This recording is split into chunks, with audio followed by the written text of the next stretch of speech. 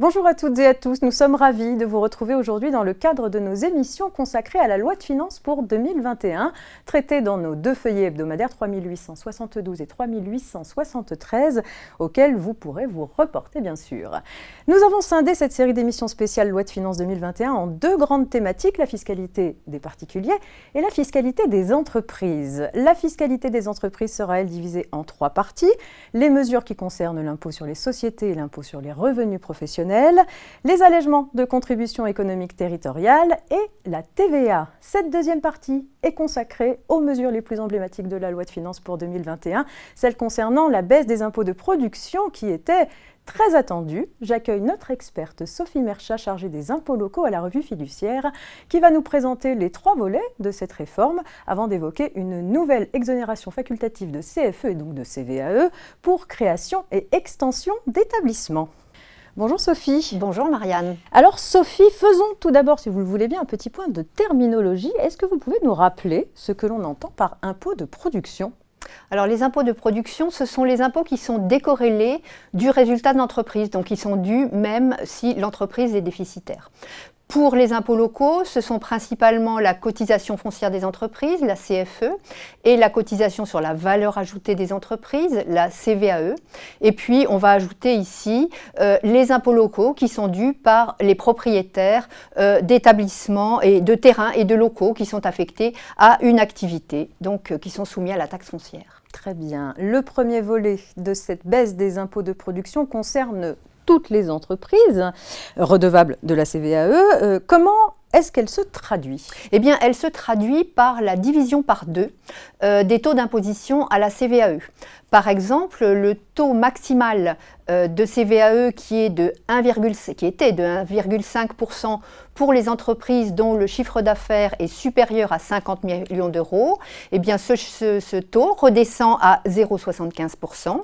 Et de même, tous les taux qui sont calculés par les entreprises dont le chiffre d'affaires est compris entre 500 000 euros et 50 millions d'euros, eh bien sont également divisés par deux et dans la même proportion. Donc je vous renvoie au tableau et aux exemples que nous avons donnés dans le feuillet 3872. Très bien. Alors cette baisse des taux est accompagnée de la diminution de moitié d'autres dispositifs en CVAE, mais aussi d'une hausse du taux de la taxe pour frais de chambre de commerce et d'industrie. Pour quelle raison ? Alors tout simplement la hausse du taux de la taxe additionnelle pour frais de chambre de commerce et d'industrie. Cette hausse de taux permet de maintenir le produit qui est reversé à la chambre consulaire. Quant aux autres baisses, eh bien, elles concernent le dégrèvement en faveur des entreprises dont le chiffre d'affaires est inférieur à 2 millions d'euros, qui était de 1 000 euros, il passe à 500 euros. La CVAE minimale, elle, est ramenée de 1 000 à 500 euros. Et puis, s'agissant des acomptes, le seuil d'exigibilité est redescendu à 1 500 euros au lieu de 3 000 euros, donc pour les acomptes dus au titre de 2022 et des années suivantes. Mais alors en pratique, à quel moment les entreprises vont-elles ressentir les effets de cette baisse ? Alors, les nouveaux taux et les mesures associées, à l'exception de la diminution donc, du seuil des acomptes, vont s'appliquer à la CVAE due par les entreprises au titre de 2021 et des années suivantes. Cela signifie que les anciens taux, dont le taux de 1,5% dont je vous parlais tout à l'heure, vont être maintenus pour la liquidation définitive de la CVAE due au titre 2020 et donc elle sera définitivement liquidée, cette CVAE 2020, au mois de mai 2021. J'insisterai donc sur le fait que ces nouveaux taux et ces nouvelles limites ne sont pas applicables et n'ont aucun impact sur la clôture des comptes 2020. Les nouveaux taux seront appliqués pour la première fois pour le calcul des acomptes de CVAE qui sont dus en juin et en septembre 2021. Et donc, pour les entreprises qui n'ont pas à payer d'acompte parce qu'elles avaient moins de 3 000 euros à payer, eh bien, l'effet trésorerie n'interviendra qu'en mai 2022, date de la liquidation définitive de la CVAE 2021. Très bien, merci Sophie pour ces premières précisions. Venons-en au second volet de la baisse des impôts de production. Il s'adresse seulement aux établissements industriels évalués selon la méthode comptable. En quoi cette réforme consiste-t-elle? Eh bien, elle consiste à diviser par deux les taux, dits taux d'intérêt, qui sont appliqués au prix de revient des sols et terrains d'une part, des constructions et installations foncières d'autre part, pour le calcul de la valeur locative en matière de taxes foncières. Alors précisons que ces taux qui étaient précédemment définis par un décret sont maintenant définis dans la loi. Par exemple, pour l'imposition à la taxe foncière, eh bien, la valeur locative des constructions et installations foncières acquises à compter de 1976 et des sols et terrains acquis à partir de 1970 est ramenée de 8 à 4%. Donc, pour le détail des taux applicables aux biens acquis avant ces dates, je vous renvoie là encore au feuillet hebdomadaire 3872. Il ne faut jamais hésiter à se référer au feuillet hebdomadaire. Ces nouveaux taux s'appliquent aux impositions de taxes foncières établies à compter de 2021, mais comment leur baisse profite-t-elle aussi à la CFE pour les impositions établies à compter de 2021? Eh bien parce que la valeur locative des établissements industriels évalués selon la méthode comptable est diminuée de 30% pour la valeur locative en CFE. En pratique, donc les taux qui sont prévus en taxes foncières vont être diminués de 30%. Pour les constructions et installations foncières acquises depuis 1976, on va donc avoir un taux à compter des impositions de CFE 2021 de 2,8%. Alors dans certains cas, l'impact de cette baisse fait l'objet de corrections, en particulier pour l'application de la valeur locative plancher. De quoi s'agit-il, Sophie? Alors, je rappelle que dans certains cas, à la suite de cession d'établissements ou de restructuration, eh bien, la valeur locative des établissements industriels est déterminée selon une méthode comptable, mais avec une valeur locative plancher, c'est-à-dire la valeur locative ne peut pas être inférieure à celle qui était précédemment appliquée avant ces opérations. Donc, c'est ce qu'on appelle communément la valeur locative plancher. Eh bien, on va comparer pour savoir si on applique la valeur locative plancher, la valeur locative déterminée selon les règles de droit commun et puis la valeur locative déterminée par rapport à la période antérieure à ces opérations. Et on retient la plus élevée des deux. Eh bien, pour ne pas fausser les calculs, on va retenir les nouveaux taux d'imposition pour les deux termes de comparaison de ces valeurs locatives.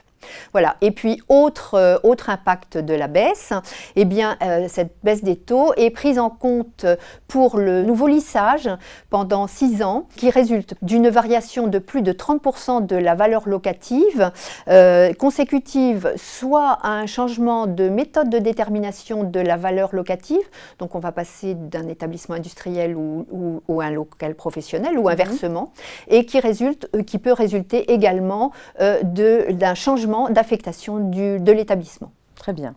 Alors enfin Sophie, la baisse des taux peut être prise en compte pour le paiement de la CFE et des taxes foncières 2021 due au titre d'établissement évalué selon la méthode comptable. Alors oui, par exemple, l'acompte de CFE et de taxes additionnelles pour chambres de commerce et d'industrie dû en juin 2021 peut être réduit de 25% par rapport au montant de CFE et de taxes additionnelles mis en recouvrement au titre de 2020.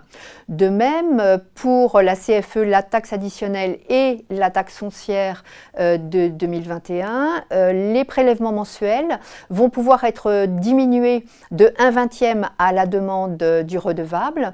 Et pour la CFE et la taxe additionnelle pour frais de chambre de commerce et d'industrie, la majoration de 5% qui s'applique quand on a mal calculé cette réduction des prélèvements mensuels et qu'elle est supérieure à 20%, cette pénalité ne s'appliquera pas. Très bien. Troisième et dernier volet de la baisse des impôts de production, c'est la réduction à 2% du taux de plafonnement de la contribution économique territoriale en fonction de la valeur ajoutée. Elle concerne toutes les entreprises, Sophie ? Alors effectivement, on notera que cette fois-ci, la mesure concerne effectivement tous les redevables de la CFE-CVAE et pas uniquement les établissements industriels. Elle s'applique à la somme de la CFE due au titre de 2021 et des années suivantes et de la CVAE due au titre de ces mêmes années. Elle peut être anticipée sur l'acompte de CFE du 15 juin 2021. Et puis, juste une remarque, la baisse du taux de plafonnement ne va pas bénéficier aux entreprises dont l'établissement principal est imposé sur la base d'une cotisation minimum de CFE, parce qu'effectivement, le plafonnement ne peut pas avoir pour effet de ramener la cotisation minimum au montant inférieur à celle résultant de cette base minimum. En conclusion de cette partie, on peut dire que les établissements industriels sont les grands gagnants de cette baisse des impôts de production, chiffrés à environ 10 milliards d'euros. Oui, effectivement. Alors, il faut juste un tout petit peu pondérer ce chiffre, puisque la CFE et la CVAE sont des impôts déductibles du résultat des entreprises. Moins de charges à déduire va signifier un petit peu plus d'IS à payer. Très bien, merci. Pour terminer sur les principales mesures relatives à la CFE, les communes et les intercommunalités à fiscalité propre peuvent décider d'exonérer de CFE les créations et extensions d'établissements qui interviennent à partir de 2021. En raison d'une nécessité d'une délibération des collectivités, cette réforme ne s'appliquera au plus tôt qu'en 2022, c'est bien ça? Alors, en fait, la délibération doit être prise en septembre 2021. Corrélativement, elle s'appliquera aussi de plein droit sur délibération à la part communale de la CVAE, et puis sous réserve d'une délibération du département à la part départementale de la CVAE. Alors, les extensions d'établissements, comme les créations d'établissements intervenant à partir de 2021, vont ouvrir droit à une nouvelle exonération de CFE-CVAE pendant 3 ans. Et en cas de création, l'exonération facultative va donc s'ajouter à l'exonération de droit, puisque la première année d'imposition, l'établissement n'est imposé que sur la moitié de sa valeur. Très bien. Cette nouvelle exonération s'accompagne d'une définition légale et très large des extensions d'établissements. Alors effectivement, cette notion était définie avant dans le CGI seulement à propos de l'exonération facultative de CFE dans les quartiers prioritaires de la ville, les QPV, désormais abrogés.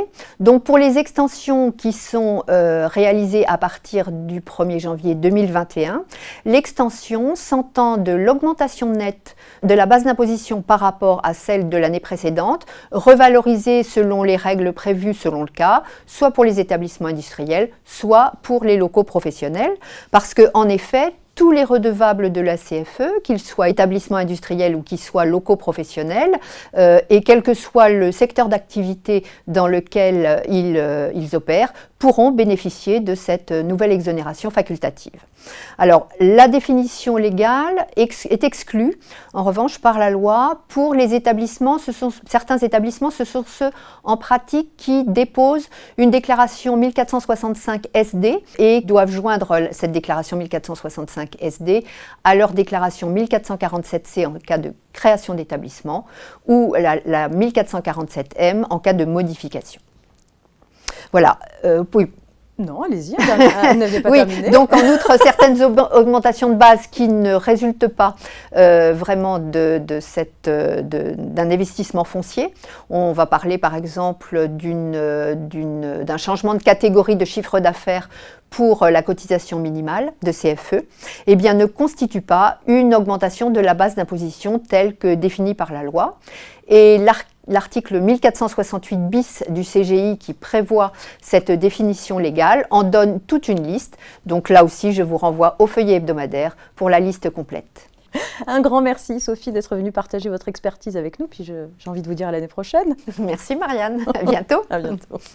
C'est la fin de cette deuxième partie. Vous pouvez retrouver l'intégralité de notre série d'émissions consacrée à la fiscalité des entreprises, mais aussi à la fiscalité des particuliers, sur la chaîne YouTube du groupe Revue Fiduciaire, playlist Loi de finances 2021.